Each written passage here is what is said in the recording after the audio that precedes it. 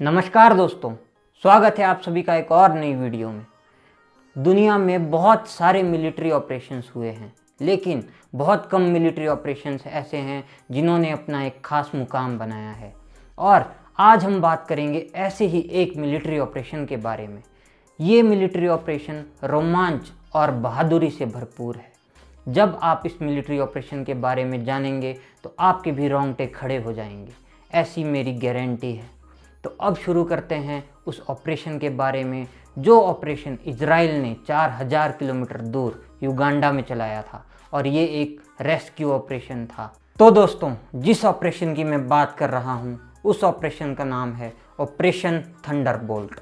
27 जून 1976 को air France की flight A300 तेल अवीव से फ्रांस के लिए उड़ान भरती है, और ये फ़्लाइट एथेंस में उतरने के बाद रिफ्यूलिंग के बाद वहाँ से टेक ऑफ करती है, जो कि 12:20 पर किया जाता है रात में। और उसके बाद 15 मिनट बाद पता चलता है कि इस फ्लाइट को हाईजैक कर लिया गया है। इस फ्लाइट में टोटल 246 यात्री सवार थे और 12 क्रू मेंबर्स थे, और 246 में से 105 यात्री इजरायली थे।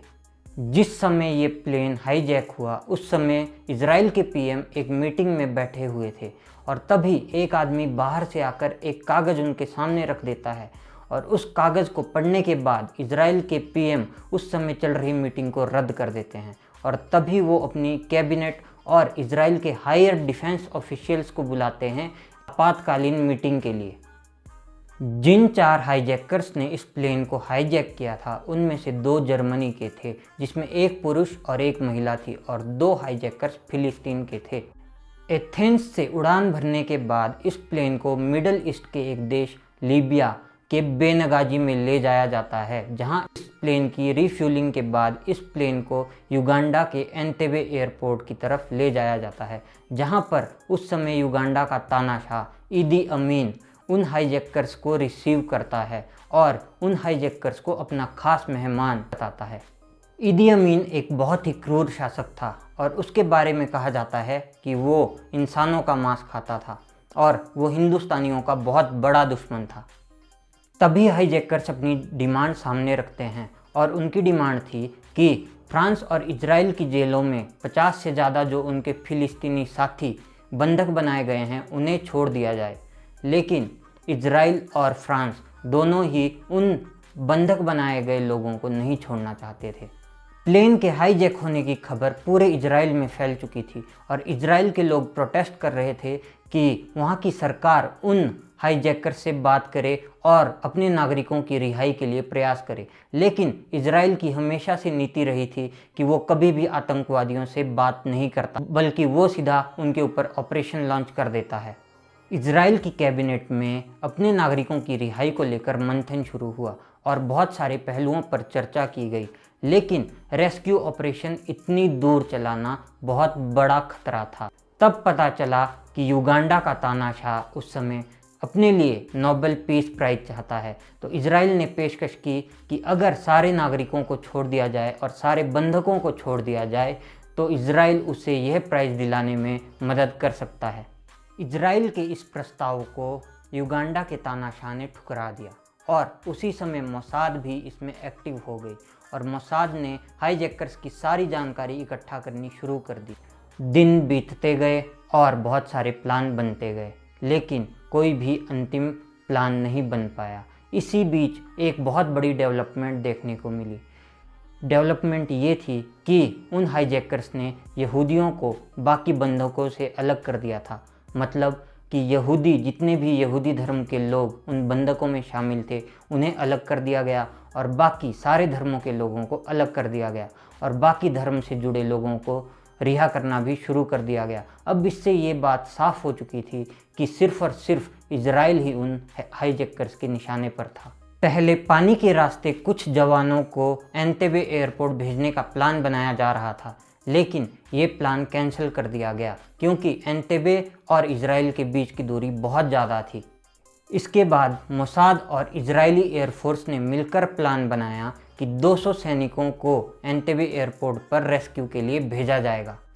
जब ये सारी प्लानिंग हो रही थी तो इसी बीच मोसाद को एक बहुत ही खुफिया जानकारी मिली कि कुछ दिनों के लिए युगांडा का तानाशाह इदी अमीन बाहर दूसरे देश में जा रहा है और तब तय हुआ कि इस ऑपरेशन को 3 और 4 जुलाई के बीच में किया जाएगा।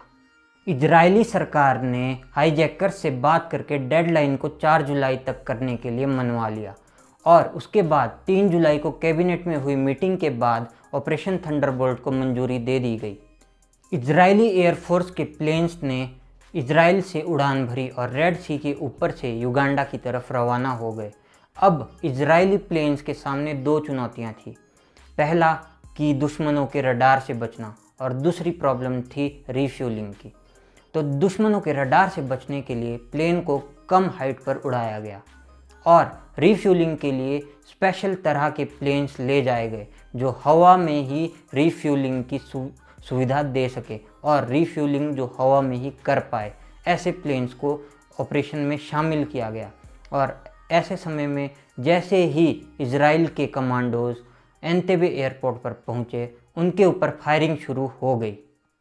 इजरायली सैनिकों ने एक कार का इंतजाम किया था जो हूबहू इदी अमीन की कार जैसी दिखाई देती थी।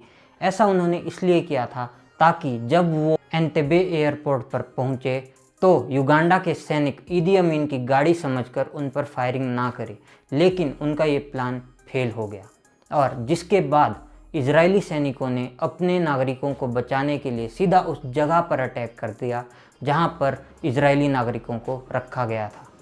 इजरायली सैनिकों ने दुश्मनों को ढूंढ ढूंढ कर मार गिराया और सारे दुश्मनों की लाशें बिछा दी और उसके बाद उन्होंने अपने एक एक नागरिक को वहां से रेस्क्यू किया। इस पूरे ऑपरेशन में इजराइल के सिर्फ एक कमांडो की मौत हुई जिसका नाम था योनातन नेतन्याहू, जो कि इजराइल के former prime minister Benjamin Netanyahu का भाई था। तो दोस्तों, इस प्रकार इजराइल ने एक बेहद संगीन मिलिट्री ऑपरेशन को अंजाम दिया जो कि अपने देश से 4000 किलोमीटर दूर था और ऐसे ऑपरेशन को अंजाम देने में इजराइल के मोसाद, जो कि वहाँ की खुफिया एजेंसी है, उसने बहुत बड़ा रोल निभाया और वहाँ उन्होंने अपने सारे नागरिकों को वहाँ से रेस्क्यू कर लिया, जिसके बाद इजराइल ने दुनिया में अपनी एक अलग पहचान बनाई। तो दोस्तों, मैं उम्मीद करता हूँ कि आपको मेरी ये वीडियो पसंद आई होगी और आपको इजराइल के मोसाद और ऑपरेशन थंडरबोल्ट के बारे में बहुत कुछ जानने को मिला होगा। तो अब मैं मिलूँगा आपसे अगली वीडियो में। तब तक आप इस वीडियो को लाइक करें और चैनल को सब्सक्राइब करें। धन्यवाद।